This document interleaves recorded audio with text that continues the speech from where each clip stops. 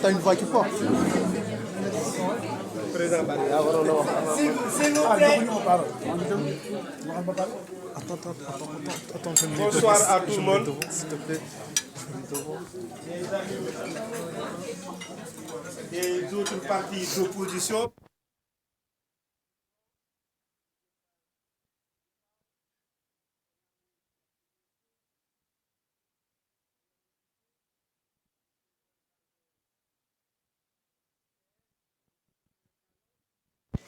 Et notre grand le doyen Barry.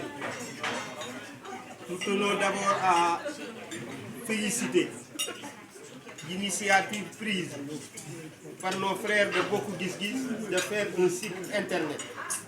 Et puis particulièrement notre frère Cham qui nous a conviés à cette manifestation. Nous tenons à vous remercier le fait de regrouper l'ensemble des partis d'opposition en France à ce dîner de lancement de votre site internet. Donc nous vous encourageons et nous vous félicitons.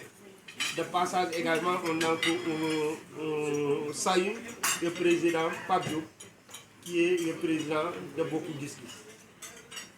Nos frères et amis journalistes également, certains nous ont censurés, je pense que cette fois-ci, ils ne vont pas le faire. Donc, j'ai écouté mes frères et sœurs, ils ont parlé du référendum. Ils ont parlé du président Macky Sall. Je pense que le combat maintenant, nous devons réfléchir après Macky Sall. Je pense que Macky c'est fini. Moi, je ne peux plus entendre. Les Sénégalais ont été trompés par Macky.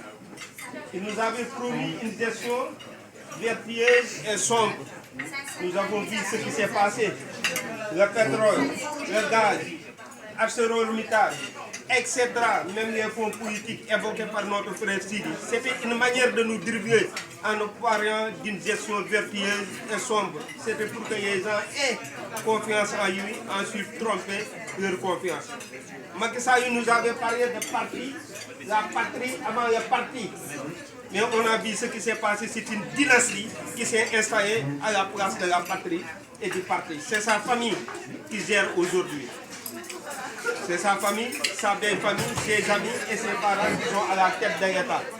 Macky Sall nous parlait de république, je pense à son départ du PDS, il nous parlait de république, c'est pourquoi son parti s'appelle Alliance pour la République. Est-ce qu'aujourd'hui nous avons une république au Sénégal? Non, c'est une dynastie qui s'est installée. Maintenant, il a fait le tour du Sénégal en promettant aux régions des milliards et des milliards. La première région visitée, c'était la région de Saint-Louis avec 300 et quelques milliards. Il l'a fait ou pas? Un an après, il est retourné dans cette même région pour promettre autre chose et il n'a pas donné les 300 milliards. Donc depuis qu'il est là, il ne nous a jamais dit quelque chose qu'il a fait. Pourquoi on continue à croire à cette personne? Et le danger et l'hécatombe, c'était de nous dire, quel que soit Alpha, je vais faire 5 ans. À chaque fois que les membres de l'APR faisaient des sorties, le soir, ils faisaient une sortie en disant que je suis un homme de parole, j'ai dit 5 ans, je vais faire 5 ans. Maintenant, il a montré à la face du monde que ce n'est pas un homme de parole. Ce n'est pas un homme digne de confiance. Ce n'est pas un homme qui ne peut plus incarner le Sénégal. Maintenant, en allant aux États-Unis, comment il peut regarder Obama? En venant en France, comment il peut regarder Hollande?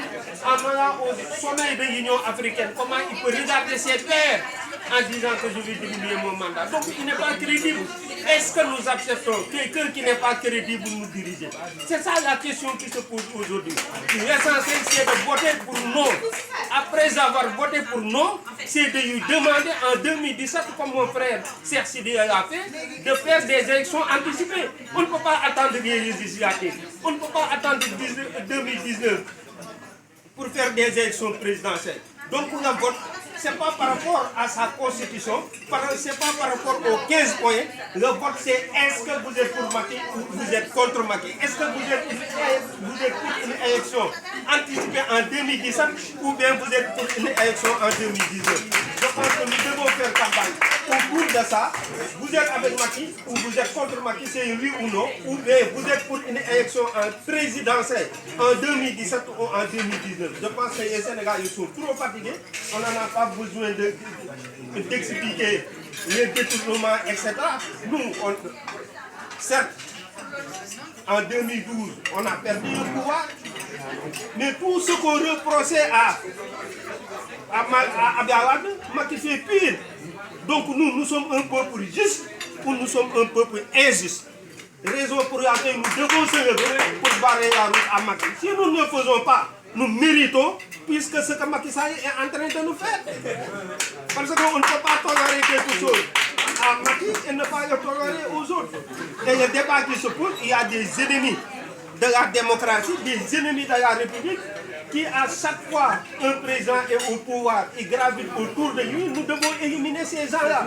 Nous tous, ce sont des gens identifiés, ce sont des gens à éliminer si nous voulons que le Sénégal se développe, si nous voulons que le Sénégal soit un pays émergent.